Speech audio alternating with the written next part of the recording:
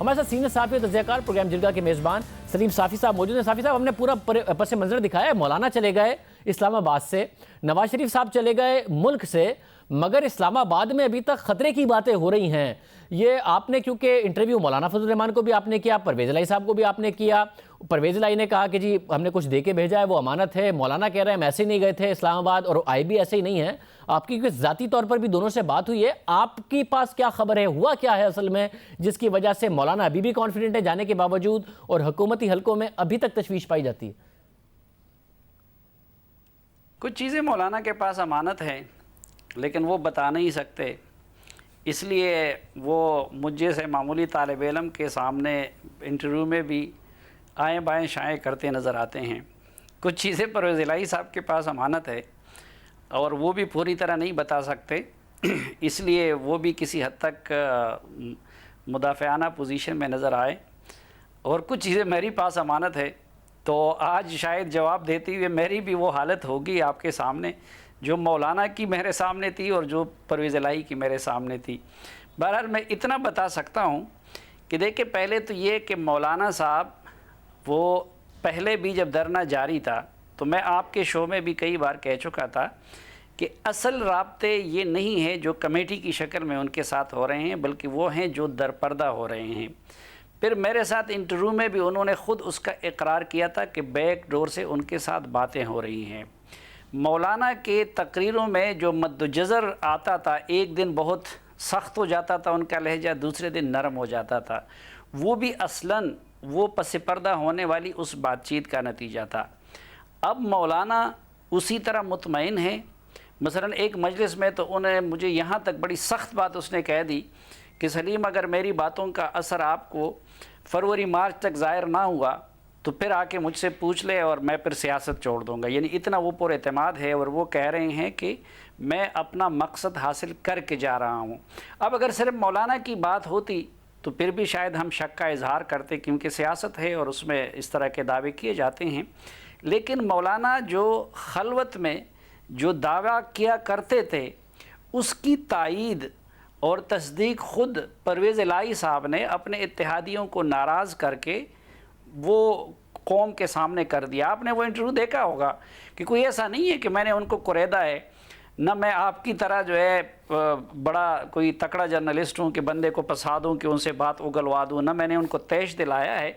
तो सोच समझ के उन्होंने उसकी तस्दीक भी कर दी है। और फिर उसके बाद पे दर पे जो वाक़यात, यानी अभी भी हज़ारों चीज़ें ऐसी आई थी पिछले सवा साल में कि मुस्लिम लीग काफ का उस पर इख्तलाफ था, जिस पे अख्तर मैंगल साहब का इख्तलाफ था, जिस पे MQM नाखुश थी। बल्कि पहले दिन से ये तो एक जबरी अलाइंस है जो MQM और मुस्लिम लीग काफ से करवाया गया था,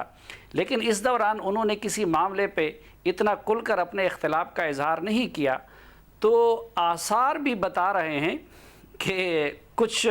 मौलाना साहब की ये जो उनका जो एतमाद है और चौधरी साहब का जो दावा है, उसमें कुछ वज़न है भी। असल मगर परवेज़ इलाही साहब को जितनी कम सीटों के साथ इस हुकूमत में जो कुछ मिल गया है, वफाक में वजारत, पंजाब में वजारतें भी, स्पीकर पंजाब असम्बली भी, और क्या उन्हें मिल सकता है इससे ज़्यादा? तो ये जो इतना कुछ बोल रहे हैं, तो वो क्या कुछ हुकूमत से इससे ज़्यादा चाहते हैं इसलिए ऐसी बातें कर रहे हैं, या फिर वो कोई तब्दीली लाकर उस तब्दीली से उम्मीद रखते हैं कि उन्हें उसमें कुछ बहुत ज़्यादा मिल जाएगा इसलिए ज़्यादा बोल रहे हैं? नहीं, एक तो देखे कि मुस्तकिल और देरपा इत्तेहादी होते हैं, फिर कुछ लोग वक्ती तौर पर मिल जाते हैं। तो परवेज़ इलाही साहब और मुस्लिम लीग काफ ये लोग टेस्टेड लोग हैं, माजी में भी उन्होंने इस तरह का किरदार अदा किया है। ये तो आप भी जानते हैं और मैं भी जानता हूँ, और उस इंटरव्यू में भी वो एतराफ़ कर रहे थे कि ठीक है वो हुकूमत का हिस्सा है, लेकिन जो हुकूमती कमेटी थी उससे परवेज़ इलाही साहब नाराज़ हो के आखिरी दिनों में वो जाके लाहौर में बैठ गए थे। तो ऐसा नहीं था कि वो हुकूमत की नुमाइंदगी करते हुए मौलाना के पास आ जा रहे थे।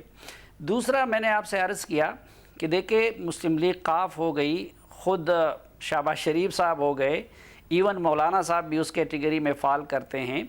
MQM है, ये सारे वो लोग हैं कि जो इस दौरान ज़्यादा खफा या दिल गिरफ्ता इस बात पे हैं کہ ماضی میں قربانیاں انہوں نے دی ہے، ساتھ انہوں نے نبھایا ہے، لیکن اب ان کی جگہ کچھ اور لوگ منظور نظر بن گئے ہیں۔ پھر چودھری پرویز الہی نے تو جس طرح اس انٹرویو میں بھی کہا کہ ان سے یعنی ان کے حصے کو ان کے بقول یا ان کے دوسرے کو دیا گیا، اب جس کو ان کے بقول ان کو ریپلیس کیا گیا جس قوت سے، یا MQM جو سمجھتی ہے کہ جس قوت سے ان کو ریپلیس کیا گیا تھا، ان کو پھر اس قوت کا ایک پارٹنر بننے پہ مجبور کر دیا گیا۔ تو یہ تو پہلے دن سے ایک بادر ناخواستہ ان کی پوزیشن ہے، اور وہ اپنی ماضی کی پوزیشن ریسٹور کرنے کے لیے ہر وقت لگے رہتے ہیں۔ تو میرے خیال میں چودھری صاحب نے یہ کردار ادا کر کے اور اب آگے جو کچھ وہ کر رہے ہیں، تو مولانا صاحب کی بھی مجھے ایک اچیومنٹ یہ نظر آتی ہے کہ ان کے ماضی والی پوزیشن کسی حد تک ریسٹور ہو گئی ہے، اور چودھری صاحب نے بھی اور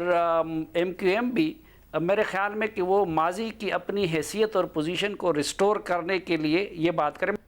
مطلب مگر چودھری پرویز الہی تو یہیں کی باتیں نہیں کر رہے ہیں، گورننس کی پر حکومت پہ تنقید کر رہے ہیں، یہ حکومتی وزراء جا کے جو ٹاک شوز میں وہ ایشو جو ان کی اپنی وزارت سے ہٹ کے ہے اس پر بات کر لیتے ہیں، یا اپنی وزارت کے متعلق بھی ہو تو اس پر جس طرح بات کرتے ہیں وہ سب پہ تنقید کر رہے ہیں۔ وہ پھر یہاں بھی نہیں رک رہے، وہ تو 2010-2011 تک چلے گئے کہ جنرل پاشا نے ہماری پارٹی سے لوگ تحریک انصاف میں بھیجے تھے، وہ تو وہاں تک کا جا کے گلا کر رہے ہیں۔ اتنے سارے گلے کرنے کا کیا مقصد ہوگا؟